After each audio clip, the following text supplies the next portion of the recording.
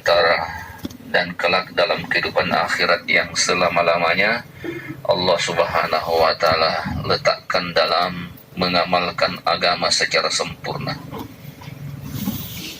Syarat mutlak untuk meraih kesuksesan di dunia, kesuksesan di akhirat, hanya di dalam iman yang sempurna, amal-amal agama yang sempurna. Hari yang mulia Allah Ta'ala, hari ini tentu naluri setiap kita, siapapun kita, laki-laki, wanita, dewasa, anak-anak, latar belakang manapun kita, pasti memiliki naluri dan keinginan yang sama, menginginkan kesuksesan hidup, menginginkan kebahagiaan hidup, baik secara infirodi kita, kebahagiaan dalam keluarga kita, ketenangan dalam masyarakat kita. Maka Allah Subhanahu wa Ta'ala tentu sekali lagi syaratnya adalah manakala wujud iman yang sempurna, amal yang sempurna. Pertanyaannya, adakah hari ini di antara umat ini yang sudah mampu mewujudkan iman amal yang sempurna dalam dirinya? Kalau hari ini ditanya, seluruh manusia, seluruh orang Islam, bahkan seluruh orang yang beriman sekalipun, mungkin kita akan sepakat jawabannya belum ada. Belumlah ada hari ini umat Islam, orang yang beriman, yang mampu mewujudkan iman amal yang sempurna dalam dirinya, apatah lagi dalam keluarganya. Allah Subhanahu wa Ta'ala, jadi apakah iman amal ini bisa diwujudkan dengan sempurna sebagaimana keinginan Allah Ta'ala, sebagaimana aturan Allah Ta'ala sebagai syarat kebahagiaan sempurnanya iman dan amal kita? Jawabannya sebenarnya bisa, karena Allah Subhanahu wa Ta'ala telah beritakan bahwa ada generasi yang terdahulu, yaitu generasi para sahabat, yang Allah Subhanahu wa Ta'ala telah cantumkan dalam firman-Nya sebagai generasi orang-orang yang diridai. Kalau diridai hari yang mulia, itu berarti bahwa Allah Ta'ala terima imannya, Allah terima amalnya, atau dengan kata lain, digolongkan sebagai orang yang iman amalnya sempurna. Allah Subhanahu wa Ta'ala, hari ini pun sebenarnya kita masih berpeluang, karena sebagaimana ayat tadi Allah Ta'ala masih sambungkan wallazina taba'uhum biihsan, yaitu orang-orang yang mengikuti kedua golongan sahabat tersebut, Muhajirin Ansar, dengan syarat wallazina taba'uhum biihsan, mereka mengikuti dengan cara yang baik, mengikuti dengan baik daripada apa yang telah dibuat para sahabat-sahabat terdahulu, sehingga sukses mengamalkan agama dengan sempurna yang membawa mereka kepada peringkat diridai oleh Allah Ta'ala. Ulama kita menggali hari yang mulia, di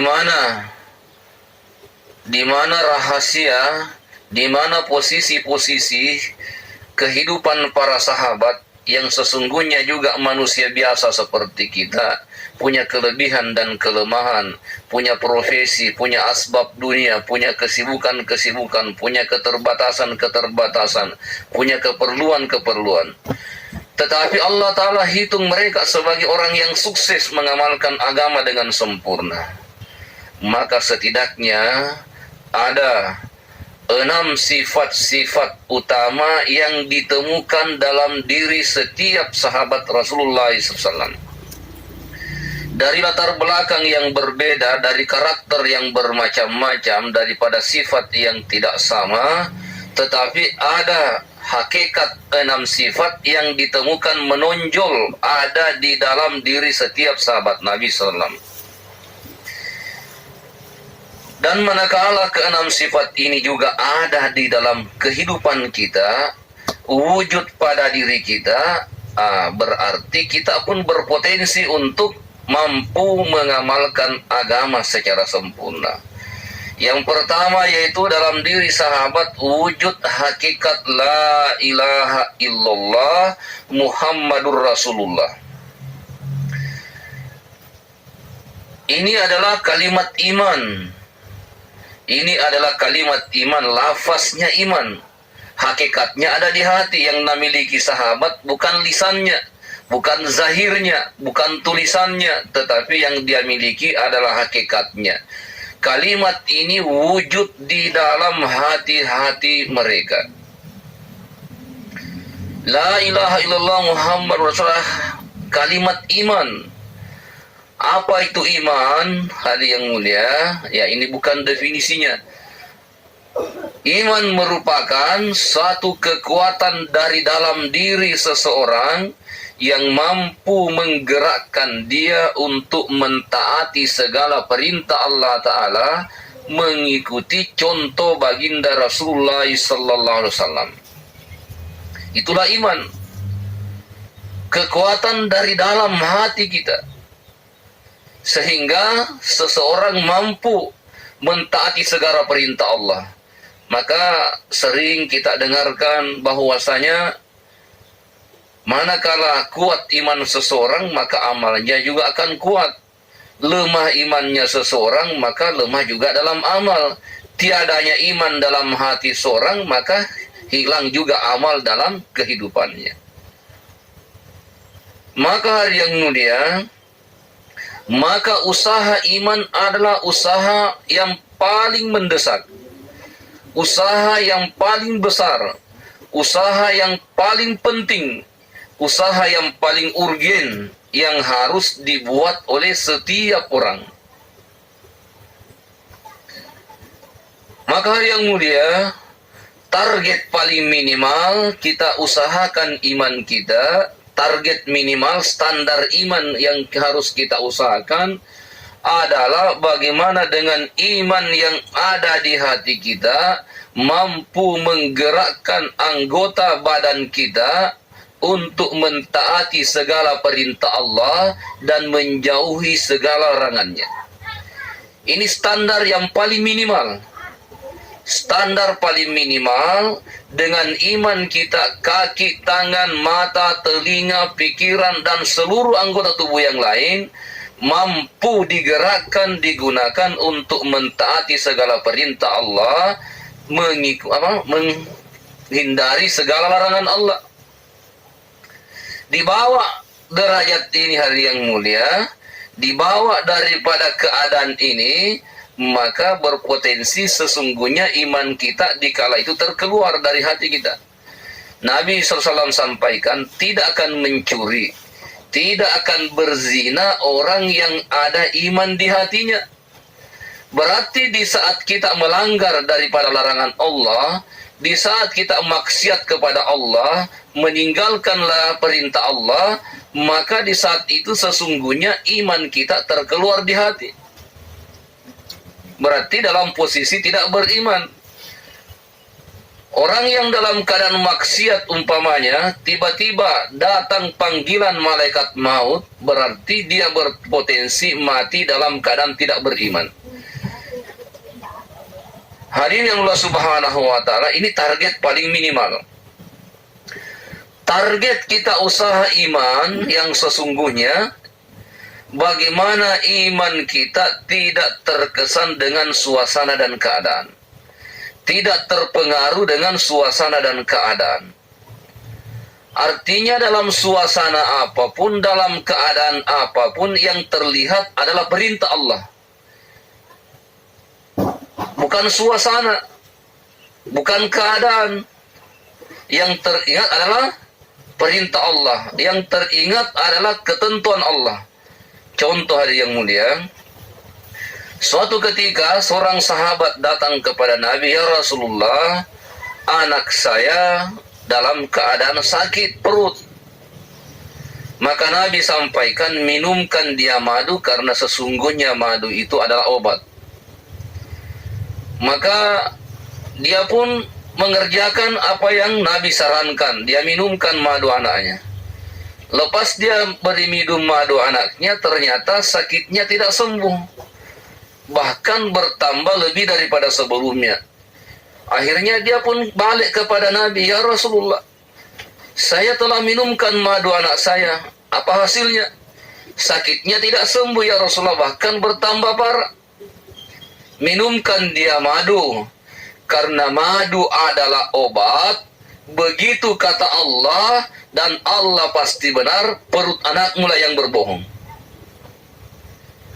Maka begitu dia minumkan madu kembali, alhasil hari yang mulia dengan izin Allah, maka sakit anaknya sembuh.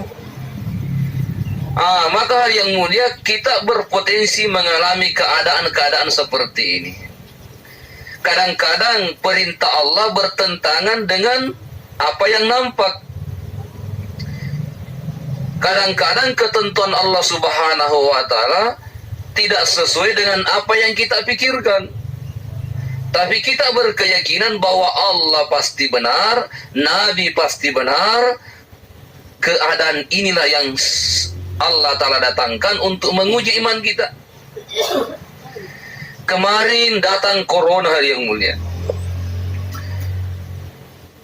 Protokolnya manusia mengatakan, ilmunya manusia mengatakan, perkiraannya manusia berdasarkan keadaan bahwa dalam keadaan seperti itu manusia rawan berkumpul sampai harus orang tinggalkan salat Jumat, tinggalkan salat berjamaah. Ya, ini menurut keadaan. Tetapi praktik Rasulullah SAW, setiap datang masalah, setiap datang musibah, setiap datang ujian, justru Rasulullah masuk ke masjid, berdoa di sana, buat amalan di sana, dan dia merengek-rengek berdoa kepada Allah, seolah-olah mengatakan, ya Allah, kalau engkau tidak angkat daripada masalah ini, engkau tidak hilangkan daripada ujian ini, saya tidak akan tinggalkan ini masjid. Nabi datangi Allah di saat datang ujian. Nah, kita diuji oleh Allah Ta'ala suatu keadaan yang seolah-olah bertentangan dengan sunnah Rasulullah Sallallahu Alaihi Wasallam. Maka Allah Subhanahu Wa Ta'ala, ini ujian iman namanya, ujian keimanan. Kalau kita berani membenarkan Allah dan mengatakan bahwa keadaan ini sebenarnya yang berdusta, hanya Allah datangkan itu keadaan untuk menguji kita yakin kepada Allah atau yakin dengan keadaan. Suatu ketika Nabi Musa alaihissalam sakit, maka dia doa kepada Allah, dia yakin bahwa sakit ini datang dari Allah, maka sembuh ini pun pasti dari Allah Ta'ala, bukan dengan obat. Maka ketika Nabi Musa doa kepada Allah, Allah ilhamkan untuk kesembuhannya, Allah ilhamkan buat ikhtiar. Syariatnya dia diperintah untuk mengambil satu jenis daun-daunan untuk dimasak, direbus, kemudian dia minum. Maka setelah dia jalankan ini perintah Allah, dia minum ini rebusan daun-daunan sebagai obat, sebagai ikhtiarnya, sebagai bentuk ibadahnya menjalankan perintah Allah. Maka tidak lama kemudian sakitnya sembuh. Hadirin yang mulia, suatu ketika Nabi Musa alaihissalam kembali diuji oleh Allah dengan sakit yang sama. Maka dikala itu hari yang mulia, dia ingat pengalamannya. Dia ingat pengalamannya, dulu saya sakit seperti ini, saya minum obat yaitu dengan rebusan daun-daun ini, ternyata sakit saya sembuh. Maka dia bersegera kembali memetik daun yang sama, dia rebus, dia minum, Masya Allah sakitnya tidak sembuh. Akhirnya diingatkan oleh Allah, wahai Musa, sesungguhnya bukan daun-daun itu yang menyembuhkan adalah Allah. Dulu engkau aku sembuhkan melalui asbab daun-daun itu setelah engkau meminta kepadaku. Yakinmu waktu itu benar. Hari ini yakinnya bergeser, dikiranya daun-daun itu yang manjur, yang mujarab. Ujian-ujian seperti ini akan datang dalam diri kita setiap saat hari yang mulia. Kadang-kadang tanpa sadar kita mengakui obat ini yang manjur, obat ini yang tidak manjur, dokter ini yang hebat, dokter sana yang tidak pengalaman. Padahal hari yang mulia sama sekali secara keimanan tidak ada hubungannya. obat dari produksi Singapura, produksi Cina, produksi langit sekalipun tidak akan mampu menyembuhkan tanpa izin daripada Allah Ta'ala. Tanpa izin daripada Allah. Tidak dilarang kita berobat dari obat mana saja. Yang secara ilmiah boleh jadi memang obatnya dikatakan obat yang berkualitas. Tetapi hari yang mulia, hati kita harus menafikan bahwa obat ini sama sekali tidak berkuasa untuk menyembuhkan. Yang menyembuhkan adalah Allah. Dengan obat Allah mampu sembuhkan sakit kita, tanpa obat pun Allah Ta'ala sanggup menyembuhkan. Obat hanya mampu menyembuhkan kalau ada izin berhajat dulu kepada Allah. Allah untuk menyembuhkan tidak berhajat kepada obat sama sekali. Alhamdulillah subhanahu wa ta'ala. Begitulah keyakinan yang ada pada diri sahabat, meyakini bahwa semuanya datang dari Allah subhanahu wa ta'ala. Demikian juga yakinnya sahabat bahwa kejayaan hidup hanya manakala kita mengikuti jalan hidupnya Nabi sallallahu alaihi wasallam. Maka orang yang beriman hari yang mulia, dia tidak akan bingung dalam hidupnya, tidak akan terprovokasi dengan keadaan-keadaan. Karena setiap datang keadaan, tengok bagaimana cara Rasulullah menghadapi keadaan itu. Kalau suatu keadaan disikapi dengan cara Nabi hari yang mulia, maka lolos iman kita dan dapat pahala, kita berjaya. Kalau kita mensikapi keadaan bertentangan dengan sunnahnya Nabi, iman kita bisa rusak, dapat pahala juga. Walaupun mungkin hasilnya akan terlihat ada manfaat. Allah subhanahu wa ta'ala. Banyak kita diuji, datang corona dan sebagainya. Banyak sekali aturan-aturan, perintah-perintah. Kalau tidak menyelisihi sunnah Nabi, tidak ada masalah, karena itu bentuk ikhtiar. Tapi kalau sudah bertolak belakang dengan sunnah Nabi, orang yang beriman harus punya ketetapan hati. Nabi yang benar, keadaan ini yang harus ikut dengan aturannya Nabi. Allah subhanahu wa ta'ala. Maka ini perkara yang harus kita tegakkan di dalam hati-hati kita. Maka usaha atas iman, usaha yang paling pondasi, usaha yang paling mendasar. Karena iman kita benar, maka amal kita benar. Iman kita cacat, amal kita akan cacat. Allah subhanahu wa ta'ala. Kemudian yang kedua yang wujud dalam diri para sahabat, yakni hakikat salatul khusyuk wal hudu. Salat khusyuk wal hudu. Hari yang mulia, salat ini sesungguhnya adalah hadiah. Jadi salat ini bukan sesuatu yang Allah kirimkan kepada kita untuk dijadikan sebagai beban. Salat ini bukan beban sama sekali hari yang mulia.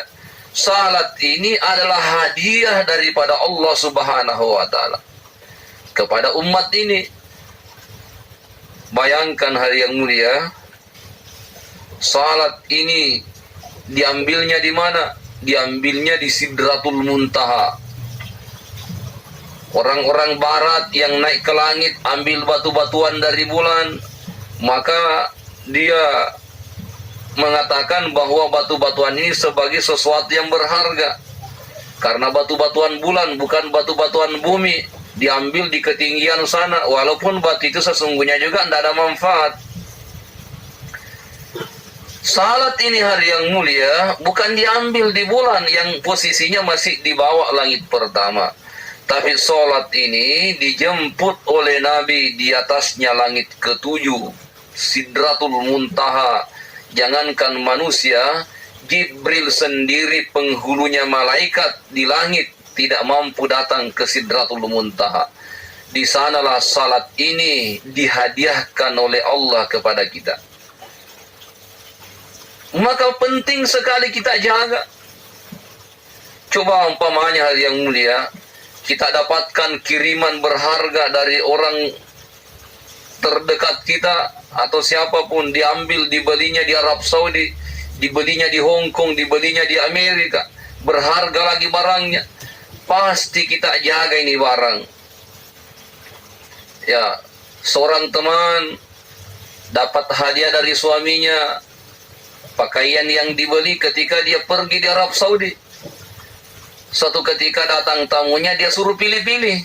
Silakan pilih pakaian yang ada di lemari saya, ambil saja mana yang kau suka, kecuali yang satu ini, karena hadiah dari suami saya, dibelinya di Arab Saudi, maka ini adalah spesial yang mulia.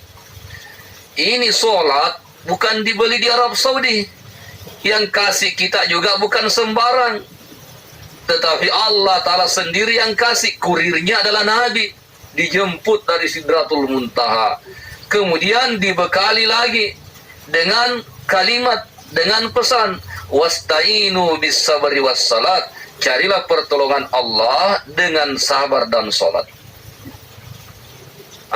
Maka Allah Subhanahu wa Ta'ala dengan fungsi yang demikian hebat, salat ini akan menjadi fasilitas untuk menarik pertolongan Allah Subhanahu wa Ta'ala. Dan manakala pertolongan Allah tiba pada diri kita, maka kira-kira adakah masalah lagi dalam kehidupan ini? Masalah kecil, bahkan masalah sebesar apapun, sama saja bagi Allah Subhanahu wa Ta'ala.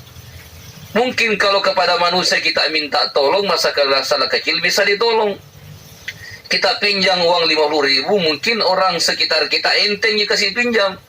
Tapi kalau sudah mulai kita pinjam 5 juta, sudah mulai pikir-pikir. Apalagi mau pinjam 50 juta. Berat. Tetapi kalau kita mintanya kepada Allah, sama saja bagi Allah uang 50 rupiah dengan uang 5 miliar. Sama saja bagi Allah masalah kecil dan masalah besar. Hanya salahnya kita, tuan-tuan yang mulia, kadang-kadang Allah Ta'ala sengaja datangkan kepada kita masalah supaya kita berlatih menggunakan senjata kita. Tapi biasanya kita tidak pakai. Kita lebih senang menyelesaikan masalah kita dengan cara kita sendiri, dengan cara kita. Padahal Allah Ta'ala sudah bekali kita dengan sholat. Adukan kepada Allah, diadukan kepada Allah, belum selesai, adukan lagi kepada Allah, belum selesai. Hari yang mulia, bukan berarti salat ini tidak berfungsi, bukan berarti Allah Ta'ala tidak benar di dalam berjanji. Boleh jadi Allah Ta'ala akan berikan kemaslahatan yang lebih besar dengan cara menunda-nunda. Dengan cara menunda-nunda untuk menyelesaikan masalah kita secara spontan. Tetapi kalau Allah berkehendak, dalam seketika itu pula masalah kita boleh selesai. Maka Allah Subhanahu wa Ta'ala kita asah salat kita. Dimulai dengan salat yang fardu, salat yang wajib. Kita jaga dengan sungguh-sungguh. Laki-laki berjamaah di awal waktu di masjid, jaga khusyuknya, perbaiki syariatnya, fikihnya, mulai daripada istinja, wudunya, gerakan-gerakannya, bacaan-bacaannya. Datangkan khusyuk. Demikian juga dengan wanita-wanita kita. Bagaimana jaga salat di awal waktunya, menunggu di tempat salatnya bahkan sebelum azan berkumandang, untuk menyiapkan diri jumpa dengan Allah Subhanahu wa Ta'ala. Itu akan mempengaruhi khusyuk kita. Allah Subhanahu wa Ta'ala, kalau kita menunggu di awal waktu bahkan sebelum masuk waktu, itu pertanda keseriusan kita untuk menghadap kepada Allah. Coba kalau satu orang dipanggil sama bupati misalnya, panggilannya Pak Bupati akan jumpa jam 8. Pasti kita akan datang sebelum jam 8 untuk menunggu Pak Bupati, karena dianggap Pak Bupati ini orang penting. Tidak mungkin kita datang setelah jam 8. Bahkan kita tidak mau datang persis jam 8. Kita lebih baik memilih menunggu, karena serius mau jumpa Pak Bupati. Apalagi jumpa gubernur, lebih-lebih jumpa presiden umpamanya. Mungkin jumpanya presiden hari Senin, hari Ahad kita sudah terbang ke Jakarta. Takut terlambat. Tapi jumpa dengan Allah yang mulia, kadang-kadang kita ini tunda-tunda. Masya Allah. Nah, inilah yang membuat kadang-kadang salat kita masih belum 100% mampu menyelesaikan masalah kita. Insya Allah yang mulia, kita latih mulai salat fardu kita tegakkan dengan tertib, perbaiki bacaan-bacaannya, gerakan-gerakannya, tumakninanya. Ya, penting kita penting belajar kepada alim ulama kita. Untuk wanita, belajar kepada suaminya. Jangan belajar di YouTube. Belajar di YouTube ini tidak ada sanadnya yang mulia. Belajarnya kepada suaminya, supaya suami juga tertuntut untuk belajar.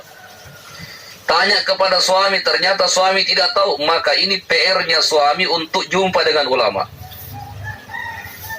Kalau kita langsung belajar di YouTube Allah Subhanahu wa Ta'ala, ini membuat pertama tidak ada keberkahan, yang kedua suami kita sepertinya sudah tidak lepas tanggung jawabnya untuk mengajarnya. Allah Subhanahu wa Ta'ala. Kemudian yang ketiga yang wujud dalam diri sahabat adalah hakikat ilmu ma'az zikir. Ilmu ma'az zikir. Ilmu dan zikir ini dua perkara yang tidak bisa dipisahkan. Ilmu merupakan jalan menuju Allah, zikir adalah cahayanya.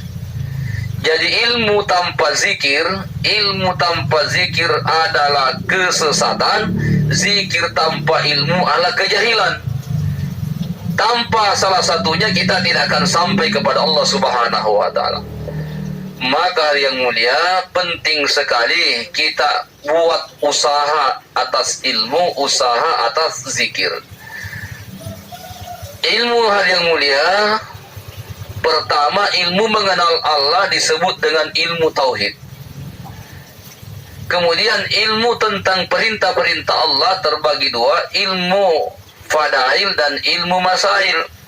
Ilmu fadail, ilmu yang menceritakan tentang keutamaan, keuntungan perintah Allah. Sedangkan ilmu masail adalah menjelaskan tata cara mengerjakan perintah Allah. Yang mana lebih penting? Dua-duanya penting hari yang mulia. Maka kita usahakan secara berbarengan. Kalau diumpamakan ban sepeda, ilmu fadail ini adalah ban belakang yang tugasnya mendorong. Ilmu fadail ini menggerakkan kita untuk gairah beramal. Karena dengan ilmu fadail kita faham keutamaan nilai amal. Keutamaan membaca Al-Quran, keutamaan berzikir, keutamaan salat di awal waktu, keutamaan amalan-amalan sunnah. Maka dengan mengetahui keutamaannya, ini akan mendatangkan gairah, bahkan akan mendatangkan sifat ihtisab. Yakin dengan janji Allah di balik perintah yang kita tunaikan. Ini mesti ada dari Allah Subhanahu wa Ta'ala dalam hati kita. Setiap mengerjakan perintah Allah, apa janji Allah di balik perintah ini. Untuk perkara dunia saja, tuan yang mulia, kita akan semangat untuk mengerjakan kalau kita tahu keuntungannya. Pak Batiar pergi panjat cengkeh di Bone karena dia bisa kalkulasi. Sepagi sepetang panjat cengkeh bisa dapat upah sekian kilo, harganya sekian, saya dapat sekian. Coba kalau dia tidak tahu harganya apa sebenarnya tugas saya pergi panjat cengkeh ini. Tidak tahu apa yang dia dapatkan, pasti dia akan bermalas-malas. Tetapi kalau dia sudah bisa kalkulasi, Masya Allah, maka akan semangat. Tidak pandang tinggi, tidak pandang hujan-hujan, tidak pilih siang terik. Ada semangat di balik itu karena ada janji di baliknya. Demikian juga dengan janji Allah Ta'ala yang maha pasti. Kemudian hari yang mulia, ilmu masail seperti ban depan, yang tugasnya ini mengarahkan jalannya. Jangan hanya semangat beramal, tetapi tidak tahu jalannya lubang, kemudian ditabrak, turun ke got karena terlalu semangat. Maka perlu namanya ilmu fikih, ilmu masail. Nah, ada jamaah di masjid saya baca hadis tentang salat isyrak. Barang siapa yang setelah salat subuh duduk di tempatnya berzikir-zikir, kemudian dia salat sunnah 2 rakaat, 4 rakaat, maka dia dapatkan pahala umrah dan haji yang sempurna. Begitu dia baca ini hadis, semangat. Begitu dia selesai salam, zikir-zikir sejenak, zikir setelah dia doa, langsung kembali berdiri angkat takbir. Malam pertama ditengok-tengok sama Pak Imam. Malam kedua masih dia kerjakan, langsung ditegur. Salah apa itu kau kerjakan? Ya, langsung juga dia semangat tinggi. Saya sudah baca hadisnya, Pak. Ada hadisnya. Siapa yang duduk berzikir setelah salat subuh, kemudian dia salat sunnah 2-4 rakaat, maka dapat pahala umrah dan haji yang sempurna. Masya Allah. Saking semangatnya. Akhirnya dia berdebat. Pak Imam juga tidak mau kalah. Tidak ada salat sunnah setelah salat subuh. Tidak, Pak, ada hadisnya. Berdebat dua-duanya. Masya Allah. Kami dekati, Pak. Dua-duanya benar, hanya kurang tepat. Tidak ada salat sunat setelah salat subuh. Yang dikerjakan ini orang adalah namanya salat isyrak, hanya salah tempat karena dia tidak belajar masail. Dia hanya semangat dengan fadilahnya. Aturannya nanti setelah terbit matahari melewati waktu terlarang, barulah namanya salat isyrak. Oh begitu. Hanya Allah Subhanahu wa ta'ala. Maka kedua ilmu ini tidak bisa dipisahkan. Fadail dan masail harus jalan berbarengan. Allah Subhanahu wa ta'ala, ilmu harus disertai dengan zikir. Zikir ini akan mendorong kita punya kekuatan hati untuk beramal. Maka setidaknya yang mulia, kalau ilmu masail bagi laki-laki, usahakan berjumpa langsung dengan ulama, tanya ulama tentang suatu perkara yang memang kita perlukan. Yang kita tidak butuhkan, tidak usah ditanya-tanya melulu. Yang kita perlukan saja. Makanya untuk ilmu masail, setiap orang datangi ulama bertanya tentang perkara-perkara secara infirodi. Karena setiap orang lain masalahnya. Kalau dari wanita bertanya kepada suaminya, apa hukumnya kalau begini? Bagaimana kasus saya seperti ini? Ya, maka kalau suaminya tidak mengerti, ya suaminya ada bahan untuk dibawakan kepada ulama. Dan istri-istrinya ini Allah Subhanahu wa ta'ala bekali suaminya untuk jumpa ulama dengan membawa oleh-oleh. Haknya ulama untuk diberikan hadiah. Allah Subhanahu wa ta'ala ini wujud pada diri sahabat. Masya Allah. Begitu turun ayat, maka Rasulullah SAW sampaikan kepada sahabat sampaikan kepada wanita-wanita mereka. Kita, Allah Subhanahu wa ta'ala, Nabi sudah tidak di tengah-tengah kita. Kita datang di masjid salat berjamaah, tidak jumpa dengan Nabi. Tapi ucapan-ucapan Nabi, perbuatan-perbuatan Nabi sudah tertulis di dalam kitab-kitab hadis yang sekarang sudah dibukukan dengan kitab taklim. Maka perlu kita hidupkan taklim di masjid kita bagi rijal, bagi laki-laki, dan di rumah-rumah kita perlu dihidupkan taklim bersama keluarga. Allah Subhanahu wa ta'ala ini bukan wajib, tapi jadikan kewajiban. Karena dengan rumah-rumah hidup taklim hari yang mulia, maka ini akan menghilangkan keburukan-keburukan dalam rumah, mengundang datangnya malaikat, mengundang datangnya kebaikan-kebaikan, dan Allah Subhanahu wa ta'ala yang terutama sekali, bagaimana di hati kita ada nur firman Allah, ada nur sabda Rasulullah sallallahu alaihi wasallam. Maka diusahakan yang mulia Allah Subhanahu wa ta'ala, jangan sampai lalai, jangan sampai terluput.